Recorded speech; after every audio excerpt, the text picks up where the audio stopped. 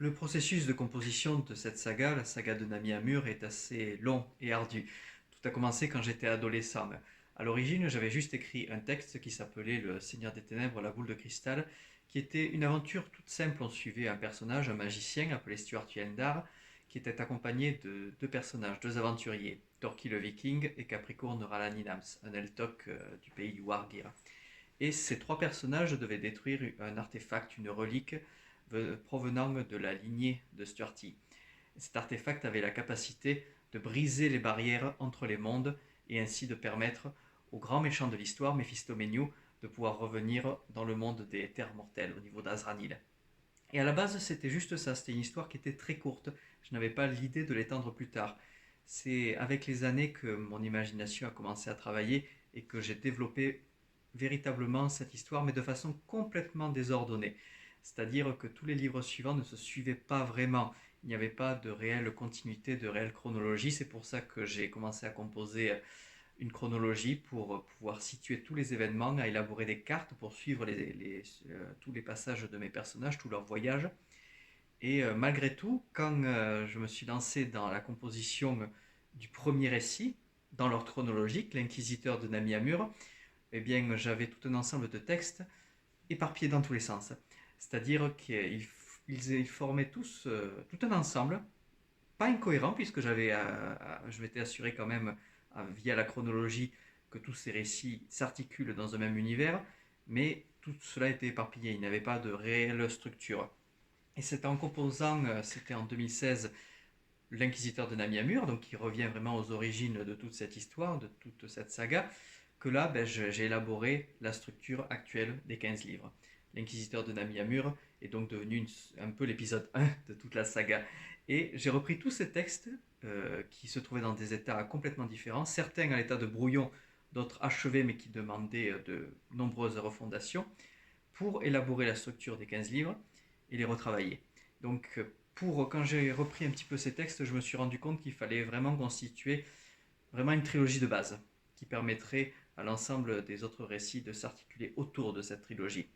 Donc j'ai écrit les bases de l'Inquisiteur de Nami Amur, l'Ascension du Gardien et l'Arcane de Vishanti. L'Arcane de Vishanti qui lui était un mix entre plusieurs récits datant de diverses époques au cours des 10 dernières années environ. Et à partir de ces trois livres, eh bien, après l'Inquisiteur de Nami Amur, l'Ascension du Gardien et l'Arcane de Vishanti, eh bien, se trouvent tous les autres textes que j'ai écrits par le passé. Le Siège de Ginroff, qui va bientôt sortir, là, qui est en cours d'édition chez Eddy Livre, lui a été rédigé il y a 6-7 ans à peu près environ. Et donc il a fallu le remodeler considérablement. Voilà, ça c'est un bon exemple un petit peu de mon processus d'écriture. C'est-à-dire que j'ai repris le texte de base qui était assez court, le livre en lui-même faisait quoi, 40 pages maximum à tout péter, et il fallait vraiment en faire un roman. Donc j'ai repris ce texte en gardant exactement la même intrigue, mais en effectuant des rajouts pour que ce livre s'intègre dans l'ensemble de la saga. Parce qu'il ne fallait pas juste retravailler les scènes, leur donner plus de style, leur accorder au niveau du style avec les autres livres.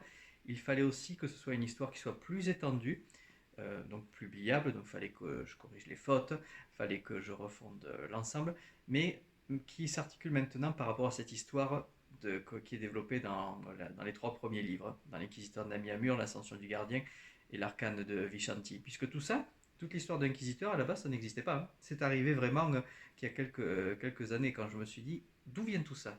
À partir de Surtiendar, donc le premier héros que j'avais créé, il me fallait inventer tout le reste, raconter tout le passé.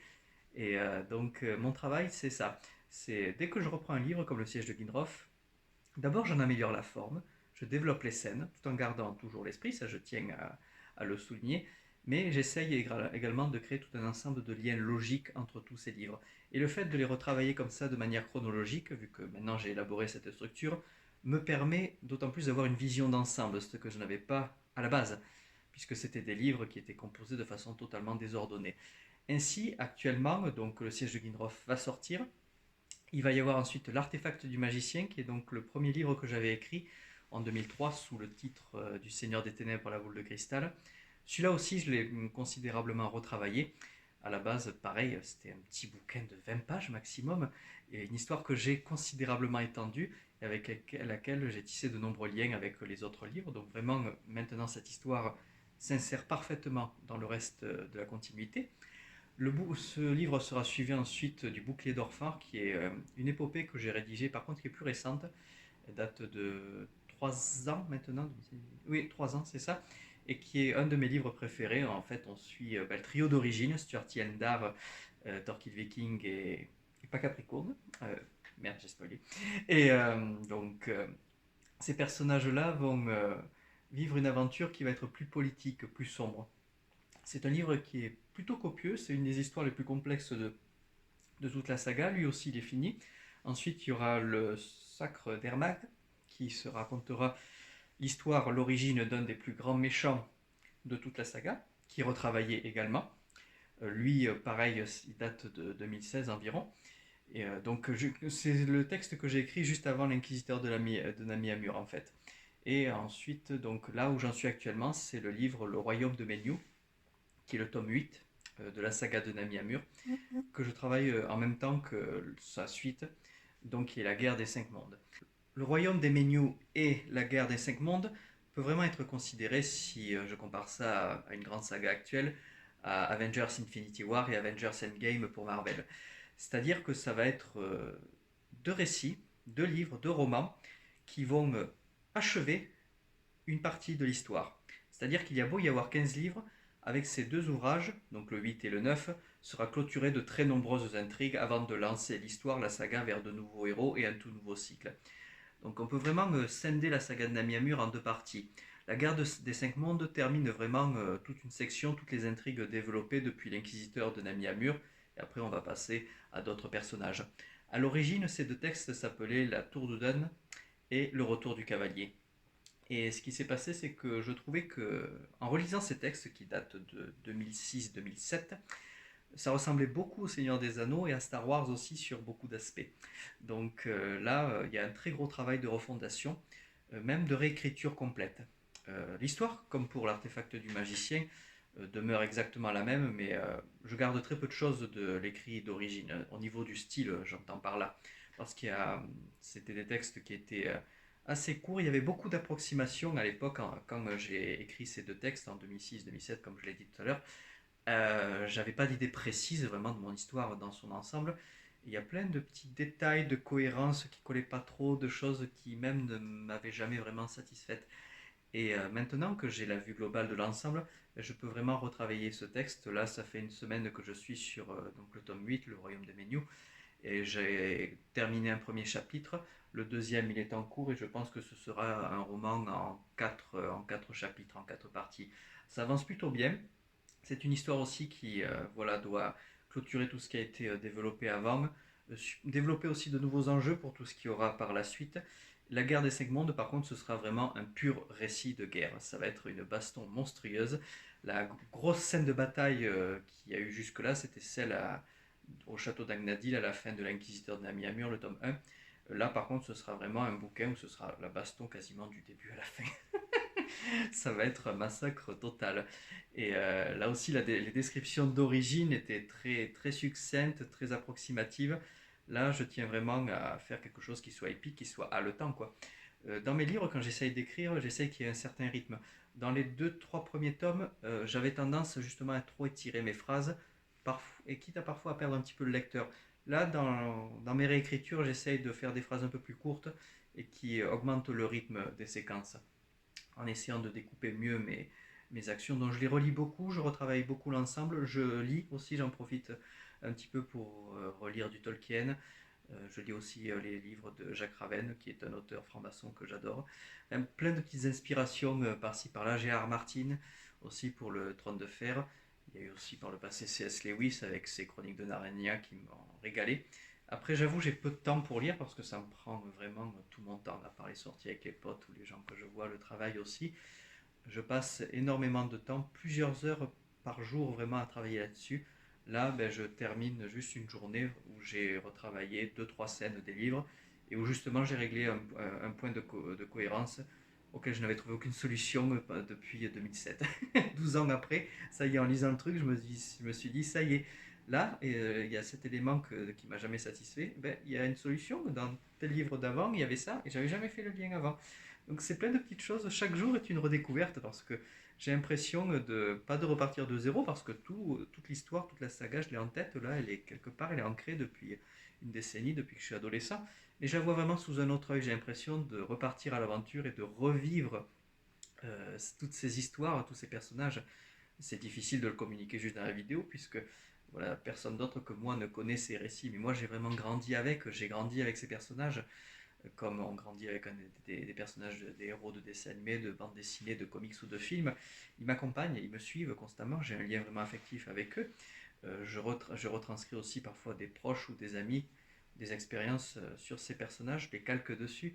Donc il y a vraiment un lien très personnel dans le stade de l'écriture. L'écriture en elle-même est vraiment un processus d'immersion, c'est-à-dire que je suis certes seul avec mon ordi en train d'écrire mes trucs, ou au brouillon à la main, au stylo, en train de rédiger des idées, de les poser, de calculer comment je vais les articuler avec l'ensemble, avec la structure d'ensemble. Mais c'est un processus mental à chaque fois qui est passionnant. Parce que je n'ai pas l'impression de juste poser sur la page mes écrits. Je vois ce monde. Chaque fois, c'est un processus mental très particulier, c'est-à-dire que je m'immerge complètement dedans. Quand je vais décrire une scène qui se déroule dans une crypte, je vais le visualiser presque je sentirai l'odeur qui émane de l'endroit, je verrai l'obscurité prégnante qu'il y a tout autour. Je ressentirai les mêmes émotions que les personnages. Donc pour moi, c'est vraiment un processus mental très particulier. Je ressens presque ce que j'écris. Et c'est en ça que c'est passionnant. Comme l'autre jour, j'ai écrit une scène où des personnages bouffent, tout simplement. Et après ça, j'avoue, je crevais la dalle, quoi. Donc c'est toujours épique. Parfois, j'arrive presque, c'est prétentieux, mais à être ému parce que je rédige. Parce que j'ai vraiment un lien très affectif avec tout ça. Et j'adore vraiment composer tout ça. Ça me prend énormément de temps, ouais, des heures de travail, des heures à composer, parfois une ou deux pages. Mais si j'en ressors satisfait, je me dis, ouais, j'ai bien avancé ma journée, je suis content. Ça fait des années que je travaille cette scène et maintenant j'ai une version finale qui peut être publiable et qui peut être appréciée par tous. Donc c'est un long travail, certains livres demandent plus de refondation que d'autres. Le bouquet d'Orphar, par exemple, ça m'a demandé 2 3 mois de révision. Le sorcier d'Hermag, à peine un mois. Là, parce que ben, le texte était plus récent, il y avait moins de choses à corriger. Par contre, il y avait pas mal de scènes à rajouter. Beaucoup de scènes d'explication, parce qu'en relisant ces trucs, ben, je me suis rendu compte qu'il y avait plein de petits détails où on pouvait se poser des questions. On pouvait se dire, ça, pourquoi c'est ça? Pourquoi il n'a pas fait ci et ça?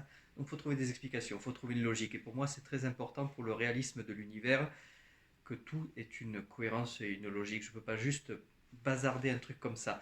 C'est pas possible pour moi. Il faut qu'il y ait une réalité historique ou une cohérence dans cet ensemble d'événements. Donc le royaume des Ménous, ça se présente bien et la guerre des cinq mondes. Alors j'avais pensé un temps les réécrire en même temps, et finalement non, je vais les faire suivre et j'espère que ce sera terminé pour la fin de l'année 2019, au moins ça, pour être tranquille parce que ça va être vraiment le gros morceau de ce gros travail de refondation.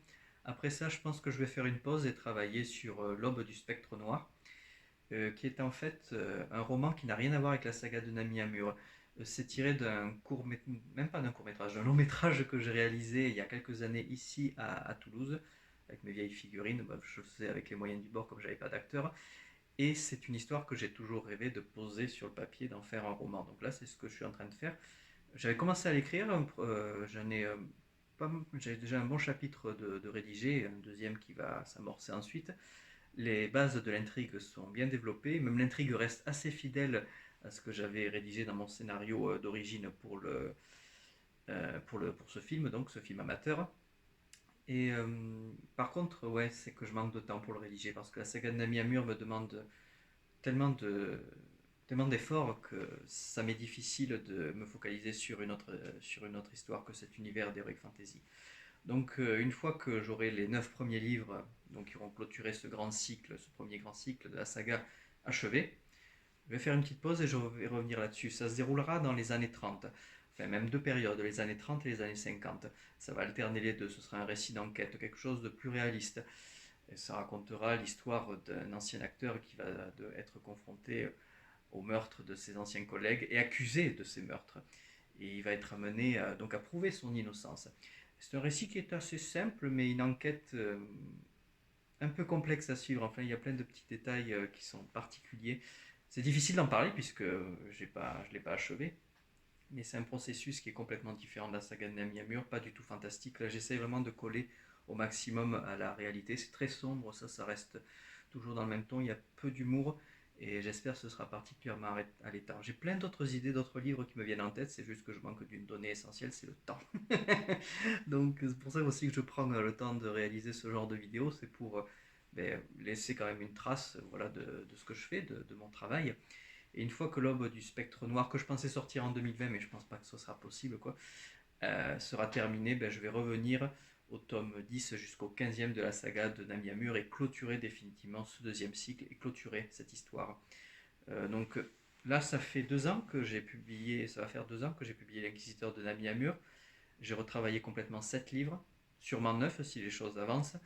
Donc j'espère que d'ici 2-3 ans maximum, peut-être plus, ça dépendra, mais peu importe le temps qu'il faudra, j'aurai vraiment terminé cette saga.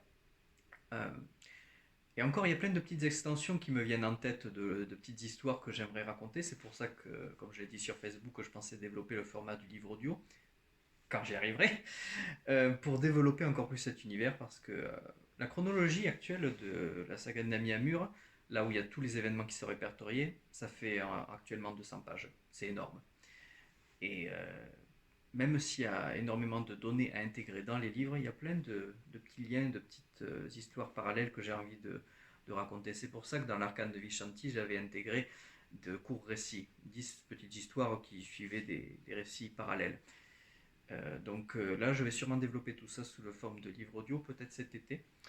En ce qui concerne les chroniques de Nami-Amur, qui était une web-série assez dissociée de mes livres quand même, ça suivait les aventures d'un capitaine de l'espace qui vivait toutes sortes d'aventures, et en même temps, entre deux péripéties, il racontait, disons, ce que je fais, mon travail, donc sur la saga de Nami-Amur. J'ai décidé d'arrêter ça, déjà parce que ça me prenait trop de temps, c'est très long à réaliser ces vidéos, même si je m'éclate, ça me permet de développer un autre aspect que je surkiffe dans la création, c'est le format de l'audiovisuel.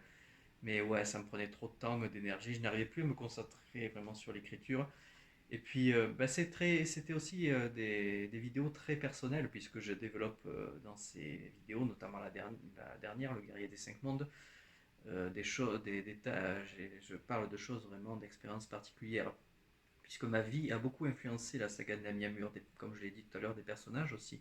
Mon personnage principal, c'est en gros le calque de quelqu'un que j'ai connu dans ma vie, comme un autre qui va apparaître un peu plus tard d'ailleurs dans la saga. Ce dont devait parler les prochains épisodes, mais ça va pas se faire. Par manque de temps, de moyens, puis les personnes qui devaient y participer mènent leur vie aussi, vont faire d'autres choses. Donc voilà, les chroniques de Nami-Amur, c'est terminé. Peut-être à l'avenir, j'en ferai d'autres. Peut-être à l'avenir, je ferai d'autres vidéos, mais pas pour l'instant. C'est pas ma priorité. Moi, mon but actuellement, c'est de terminer cette saga. Elle m'apporte beaucoup de plaisir. C'est énorme de pouvoir réaliser ces livres, de pouvoir les publier. Toutes ces histoires qui étaient au fond du tiroir pendant des années sont enfin publiées. À la fin de l'année, donc 2019, il y aura aussi le TGS à Toulouse, au parc des expositions, les lieux Ramier, qui est pas très loin d'ici d'ailleurs, de cet appartement aux arènes à Toulouse, où je vais pouvoir présenter en fait aux gens pour la première fois ce que je fais. C'est un moment qui va être, je pense, très, très émouvant. Et à ce stade-là, je pense j'aurai 5 livres à présenter, puisqu'il y aura donc les 3 premiers, il y aura la préquelle L'Enfant des 7 lunes, et donc le siège de Mindroff. L'Enfant des 7 lunes, voilà encore un exemple de refondation, un texte rédigé à l'époque en 2013, et qui était très approximatif, et que j'ai dû intégrer dans le reste de la saga, pareil, presque réécrit complètement, très peu de passages qui correspondent à la version d'origine, même si l'histoire est la même, et un véritable plaisir pareil à composer. Là aussi, ça devait être un livre préquel débutant une saga se déroulant dans le passé, un petit peu comme les animaux fantastiques précèdent la saga Harry Potter. J'avais même élaboré pendant un temps une structure, un plan environ sur 15 livres aussi, comme le reste. Il y avait largement matière à développer plus. Mais disons que l'histoire des Elden, c'est pas un récit qui non plus me passionnait autant que la saga de Nami-Amur, puisque ce sont des personnages qui sont immortels. Il n'y a qu'à la fin du livre que voilà, l'intrigue a plus de nuances, me permet plus de choses. Là, c'était difficile de composer quelque chose qui soit haletant sur toute cette structure. Même si j'avais largement la matière, l'univers des Elden, donc du monde de Namener, est tout aussi étoffé que celui des Terres Mortelles pour la saga de Nami-Amur. J'ai même inventé ce qu'il y avait après, et qui se déroule donc au troisième monde, c'est-à-dire le nôtre, où à notre époque, par exemple, il est fait référence à Hitler, il est fait référence à Moïse dans ses écrits, eh bien, il y avait des liens avec l'histoire de Namener et de la saga de Nami-Amur. Tout ça existe sous certaines formes. Enfin, toute cette partie, donc la troisième section de ma création, existe plutôt par contre sous la forme de chronologie, de textes griffonnés. J'ai pas mal de matière là-dessus. Ça pourrait faire aussi toute une série, mais encore une fois, si je fais ça, je vais y passer vraiment toute mon existence et c'est pas ce que je veux. Mon but, c'est vraiment de terminer au moins ces 15 livres, ce sera l'essentiel. Par contre, tout le reste sera publié, naturellement. Je pense que même tout ce dont je vous parle, là, toutes ces histoires qui se déroulent après la saga de Nami-Amur, donc à notre époque, sera inséré dans le dernier livre qui s'appelle L'héritage de Nami-Amur, qui clôture vraiment tout le cycle. Donc d'une façon ou d'une autre, tout ce que j'ai composé, je compte le publier. Mais ce ne sera pas avant vraiment de longues années. Je continue à étoffer cet univers, à rajouter des détails. Des choses qui existent depuis des années sont remises en question. Là actuellement, avec la rédaction du livre 8 et 9, je change des choses. Voilà, puisque j'ai pas le même point de vue. À la base, c'était des histoires qui avaient un ton assez naïf, reflétant un petit peu mon état d'esprit de l'époque, comme quand j'étais adolescent. Aujourd'hui, je suis un peu plus adulte, je pense, je l'espère. Mais j'ai une autre approche, une autre vision de la vie et je cale tout ça là-dedans. Le ton n'est pas donc tout à fait le même. Euh, Pareil, L'artefact du magicien, mon premier livre, rédigé en 2003, il y a vraiment un fossé entre ce qu'il est aujourd'hui, donc la version finale qui sera publiée cette année ou l'année prochaine, et le récit d'origine. Donc tout ça est le reflet d'une vie, le travail d'une vie aussi, je pense. Et ce qui est plaisant, c'est que maintenant des gens puissent partager tout ça. Je pense à toi, Kevin, qui regardera peut-être cette vidéo. Tes petits commentaires, justement, et tes critiques, enfin, petits, je ne devrais pas dire ça, mais tes critiques vraiment sont un véritable plaisir parce que c'est bizarre d'avoir des retours d'autres personnes. Donc, chaque fois que quelqu'un me parle de ça et qu'il apprécie le livre, pour ceux qui l'ont lu, euh, j'avoue que je souris, ça m'enchante vraiment parce que je me dis que j'ai pas fait ça pour rien. Parce que comme j'en parle là, en fait, j'ai fait cette vidéo pour pouvoir un peu me livrer sur tout ce que je fais. C'est un exercice qui est tellement solitaire que d'avoir un retour, c'est particulièrement plaisant. Donc je travaille tous les jours, là ce week-end, j'ai voulu me poser un petit peu, j'y consacre du temps. Et j'espère que tout ça, quand ce sera clôturé, vraiment m'apportera une satisfaction vraiment complète. Parce que j'y consacre beaucoup d'énergie, c'est très important pour moi, ça m'apporte vraiment le bonheur. Et voilà, j'espère qu'à la fin, ce sera vraiment la consécration. Voilà, c'est tout donc pour cette petite vidéo. C'était pour faire un point un petit peu sur mes travaux en cours, expliquer mon ressenti, mon point de vue sur tout ce que je fais. Pour moi, c'est important, voilà, même si je ne suis pas très actif sur YouTube dernièrement, de raconter ce que je fais, de le documenter pour à l'avenir peut-être y revenir dessus, y jeter un œil, le montrer à mes enfants. Ce serait génial. Ce serait la totale de pouvoir lire à mes gosses ce que je fais. Et voilà. Bon, je vous souhaite une bonne soirée du coup.